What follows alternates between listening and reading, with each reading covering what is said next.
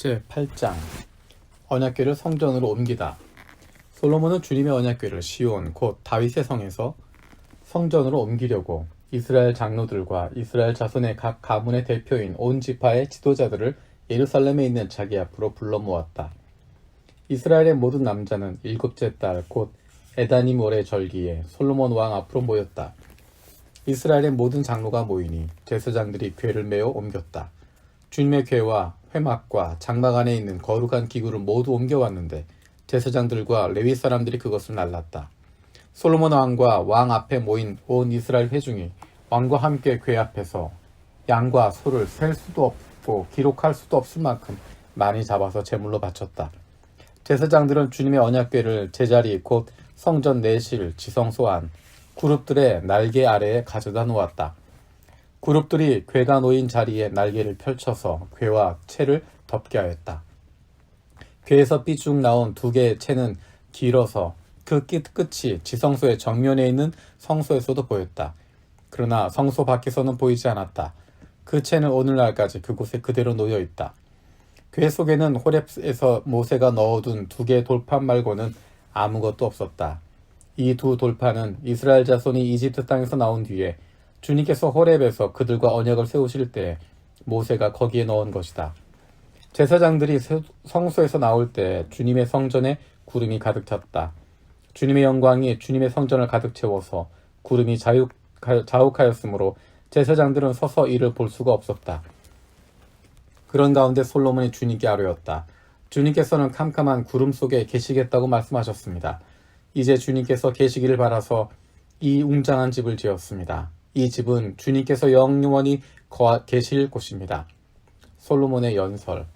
그런 다음에 왕은 얼굴을 돌려 거기에 서 있는 이스라엘 온 회중을 둘러보며 그들에게 복을 빌어주었다. 그는 말하였다.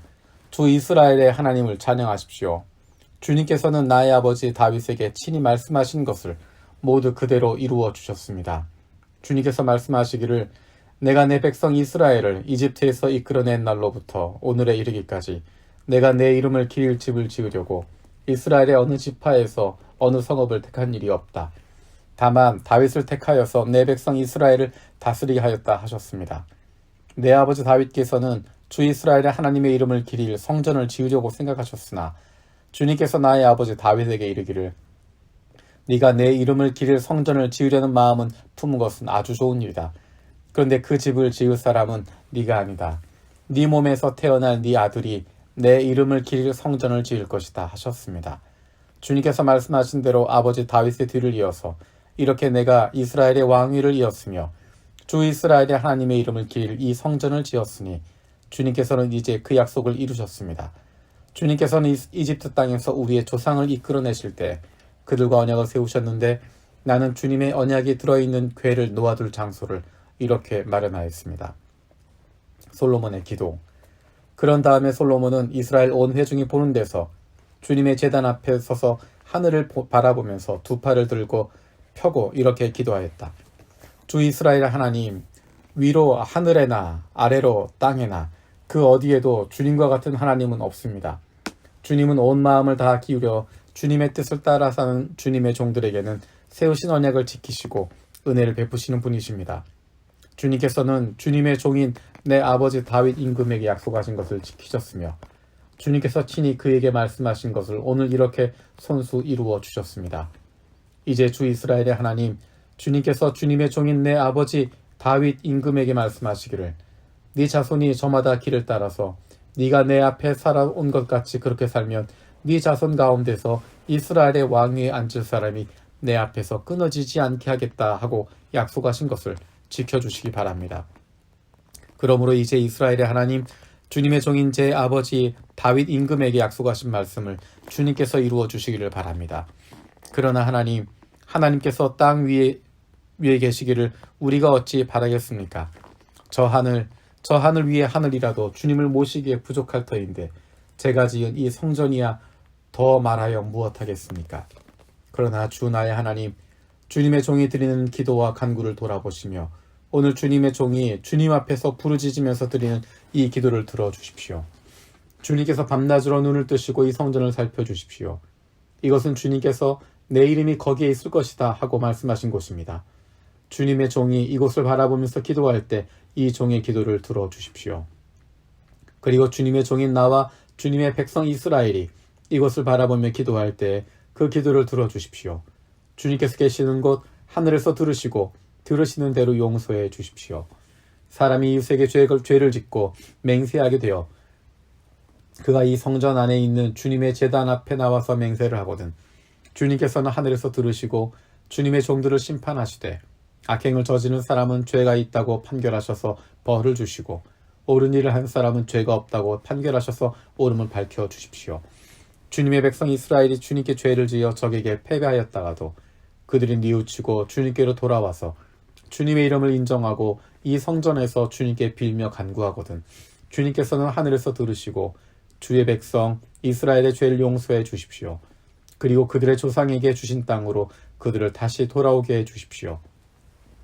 또 그들이 주님께 죄를 지어서 그 벌로 주님께서 하늘을 닫고 비를 내려주시지 않을 때라도 그들이 이곳을 바라보며 기도하고 주님의 이름을 인정하고 그 죄에서 돌이키거든 주님께서 하늘에서 들으시고 주님의 종들과 주님의 백성 이스라엘의 죄를 용서해 주시고 그들이 살아갈 올바른 길을 그들에게 가르쳐 주시며 주님의 백성에게 유산으로 주신 주님의 땅에 비를 다시 내려 주십시오. 이 땅에 기근이 들거나 역병이 돌거나 곡식이 시들거나 깐부기가 나거나 메뚜기 떼나 누리 떼가 곡식을 갈거 먹거나 적들이 이 땅으로 쳐들어와서 성읍들 가운데 어느 하나를 에워싸거나 온갖 재앙이 내리거나 온갖 전염병이 번질 때 주님의 백성 이스라엘 가운데 어느 한 사람이나 혹은 주님의 백성 전체가 재앙이 닥쳤다는 것을 마음에 깨닫고 이 성전을 바라보며 두 팔을 펴고 간절히 기도하거든 주님께서는 계시는 곳 하늘에서 들으시고 판단하셔서 그들을 용서해 주십시오. 주님께서는 각 사람의 마음을 아시니 주님께서 각 사람에게 그 행위대로 갚아 주십시오. 주님만이 모든 사람의 마음을 아십니다. 그렇게 하시면 그들은 주님께서 우리의 조상에게 주신 이 땅 위에서 사는 동안 주님을 경외할 것입니다. 그리고 또 주님의 백성 이스라엘에 속하지 아니한 이방인이라도 주님의 크신 이름을 듣고 먼 곳에서 이리로 오면 그들이야말로 주님의 큰 명성을 듣고 또 주님께서 강한 손과 편팔로 하신 일들을 전하여 듣고 이곳으로 와서 이 성전을 바라보면서 기도하거든 주님께서는 주님께서 계시는 곳 하늘에서 들으시고 그 이방인의 주님께 부르짖으며 간구하는 것을 그대로 다 들어주셔서 땅 위에 있는 모든 백성이 주님의 이름을 알게 하시고 주님의 백성 이스라엘처럼 주님을 경외하게 하시며 내가 지은 이 성전의 주님의 이름을 부르짖는 곳임을 알게 하여 주십시오.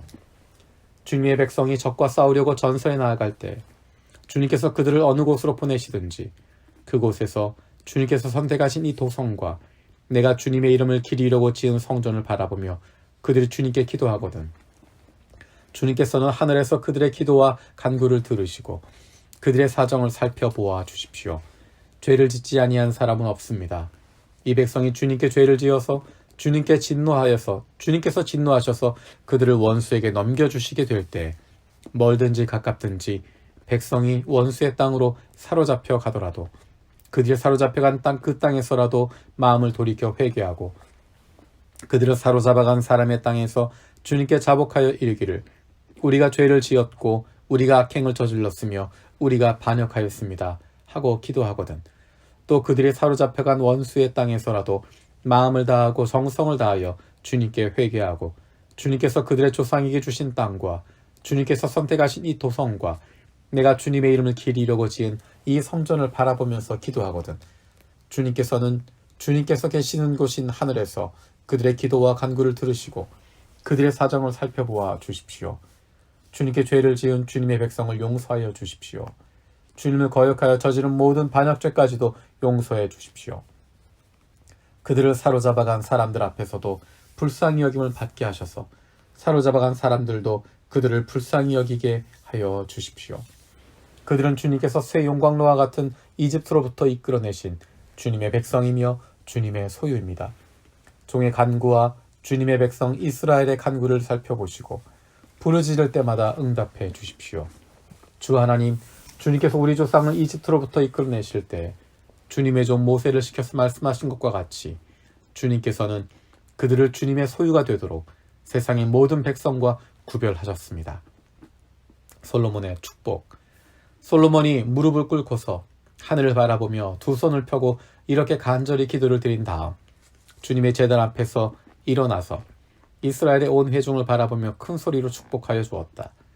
주님께서 말씀하신 대로 그의 백성 이스라엘에게 안식을 주셨으며 그의 종 모세를 시켜서 하신 선한 말씀을 한마디도 빠뜨리지 아니하시고 다 이루어 주셨으니 주님은 찬양을 받으실 분이십니다.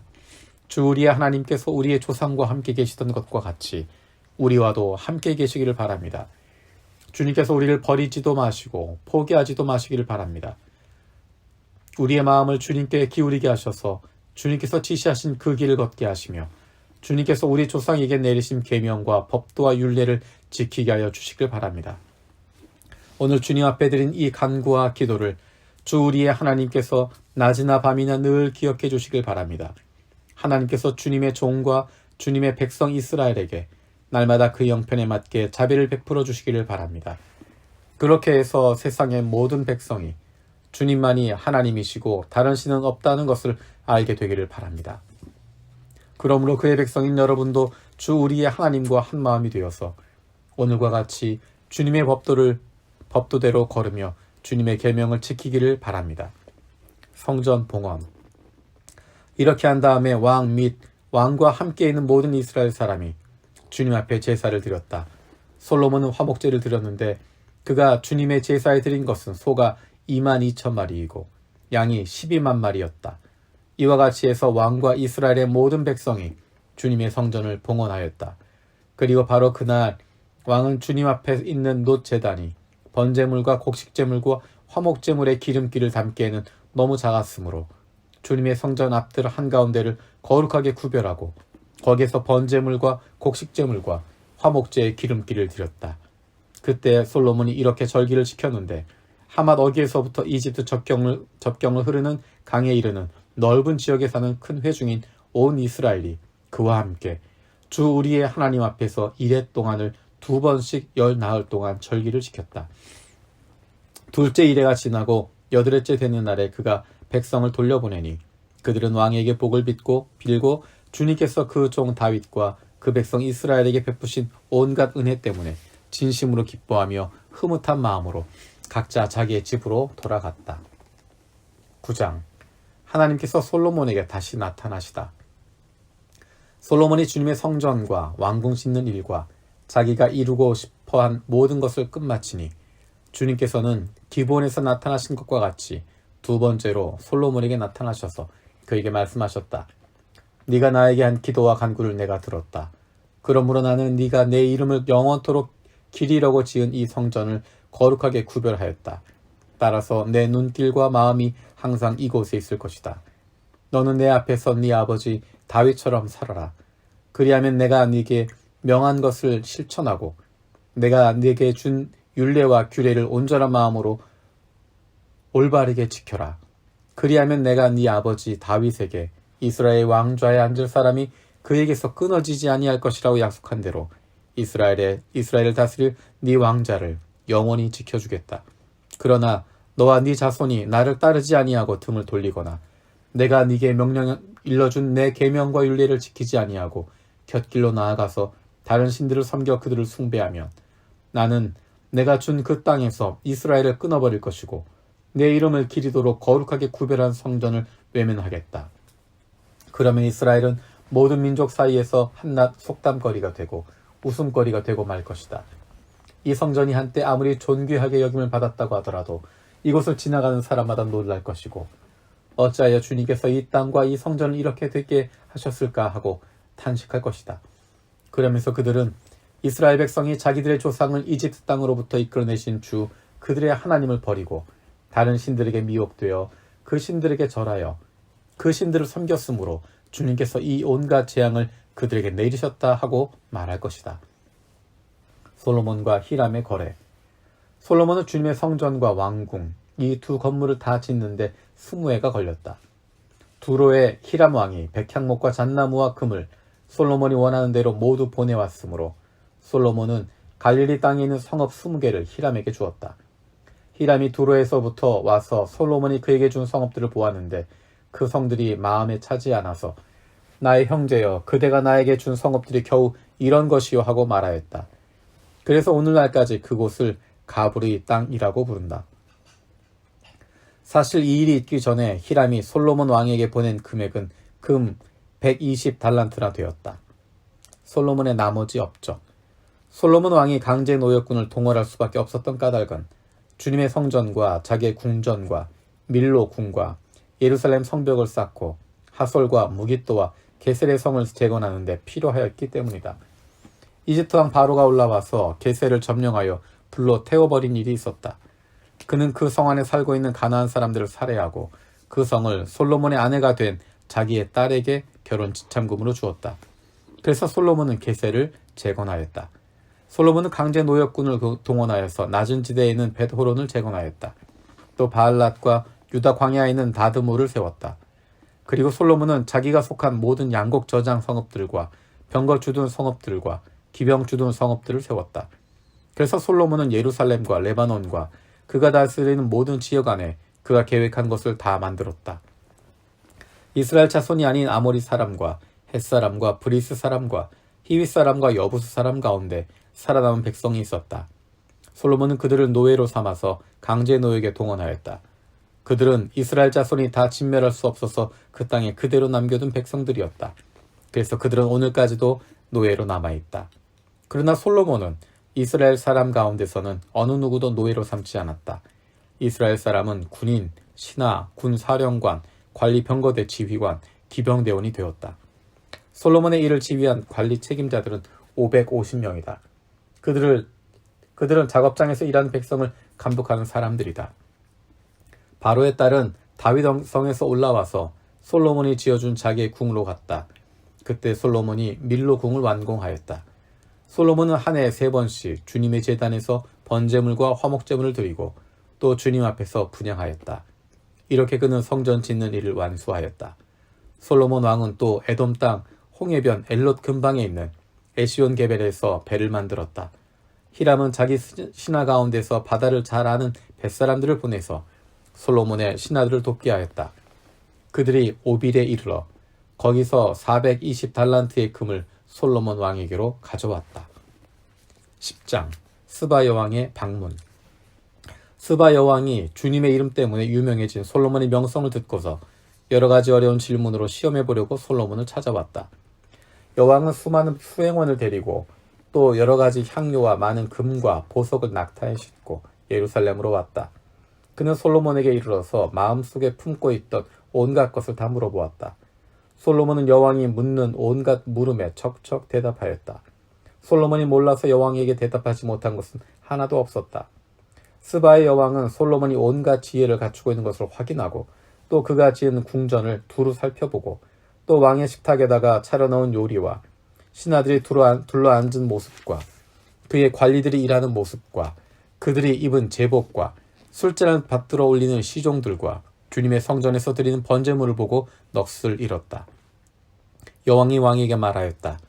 임금님께서 이루신 업적과 임금님의 지혜에 관한 소문을 내가 나의 나라에서 이미 들었지만 와서 보니 과연 들은 소문이 모두 사실입니다. 내가 여기 오기 전까지는 그 소문을 믿지 않았는데 내 눈으로 직접 확인하고 보니 오히려 내가 들은 소문은 사실의 절반도 안 되는 것 같습니다. 임금님께서는 내가 들은 소문보다 지혜와 복이 훨씬 더 많으십니다. 임금님의 백성은 참으로 행복한 사람들입니다. 임금님 앞에 서서 늘 임금님의 지혜를 배우는 임금님의 신하들 또한 참으로 행복하다고 하지 아니할 수 없습니다. 임금님의 주 하나님께 찬양을 올립니다. 하나님께서는 임금님을 좋아하셔서 임금님을 이스라엘을 다스리는 왕좌에 앉히셨습니다. 주님께서는 이스라엘을 영원히 사랑하셔서 임금님을 왕으로 삼으시고 공평과 정의로 다스리게 하셨습니다. 그런 다음에 여왕은 금 120달란트와 아주 많은 향료와 보석을 왕에게 선사하였다. 솔로몬 왕은 스바 여왕에게서 받은 것처럼 많은 향료를 어느 누구에게서도 다시는 더 받아본 일이 없다. 오빌에서부터 금을 싣고 온 히람의 배들은 대단히 많은 백단목과 보석을 가지고 왔는데 왕은 이 백단목으로 주님의 성전과 왕궁의 계단을 만들고 합창단의 수금과 하프를 만들었다. 이와 같은 백다목은 전에도 들여온 일이 없고 오늘까지도 이런 나무는 본 일이 없다. 솔로몬 왕은 스바 여왕에게 왕의 관리에 따라 답례물을 준 것 밖에도 그 여왕이 요구하는 대로 가지고 싶어하는 것은 모두 주었다. 여왕은 신하들과 함께 자기 나라로 돌아갔다. 솔로몬의 부요함. 해마다 솔로몬에게 들어오는 금은 그 무게가 666달란트였다. 이 밖에도 상인들로부터 세금으로 들어온 것과 무역업자와의 교역에서 얻는 수입과 아라비아의 모든 왕들과 국내의 지방장관들이 보내오는 금도 있었다. 솔로몬 왕은 금을 두드려 펴서 입힌 큰 방패를 200개나 만들었는데 방패 하나에 들어간 금만 하여도 600세겔이나 되었다. 그는 또 금을 두드려서 펴서 입힌 작은 방패를 300개를 만들었는데 그 방패 하나에 들어간 금은 3만회였다. 왕은 이 방패들을 레바논 풀궁에 가두었다. 왕은 상하로 큰 보좌를 만들고 거기에다가 잘 정련된 금을 입혔다. 보좌로 오르는 층계에는 계단이 6 있었으며 보좌의 꼭대기는 뒤가 둥그렇게 되어 있었으며 그 앉은 자리에는 양쪽에는 팔걸이가 있고 그 팔걸이 양쪽에는 각각 사자상이 하나씩 서 있었다. 6개의 계단 양쪽에도 각각 6개씩 12개의 사자상이 서 있었다. 일찍이 어느 나라에서도 이렇게는 만들지 못하였다. 솔로몬 왕이 마시는 데 쓰는 모든 그릇은 금으로 되어 있었고 레바논 풀궁에 있는 그릇도 모두 순금이며 은으로 된 것은 하나도 없었다. 솔로몬 시대에는 은은 귀금속 축에 들지도 못하였다.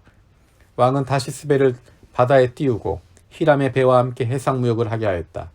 새해마다 한 번씩 다시스의 배가 금과 은과 상아와 원숭이와 공작새들을 실어오고는 하였다. 솔로몬 왕은 재산에 있어서나 지혜에 있어서나 이 세상에 그 어느 왕보다 훨씬 뛰어났다. 그래서 온 세계 사람들은 모두 솔로몬을 직접 만나서 하나님께서 그의 마음에 넣어주신 지혜의 말을 들으려고 하였다. 그래서 그들은 각각 은그릇과 금그릇과 옷과 갑옷과 향료와 말과 노새를 예물로 가지고 왔는데 해마다 이런 사람의 방문이 그치지 않았다. 솔로몬이 병거와 기병을 모으니 병거가 1400대, 기병이 12,000명에 이르렀다. 솔로몬은 그들을 병거 주둔성과 왕이 있는 예루살렘에다가 나누어서 배치하였다.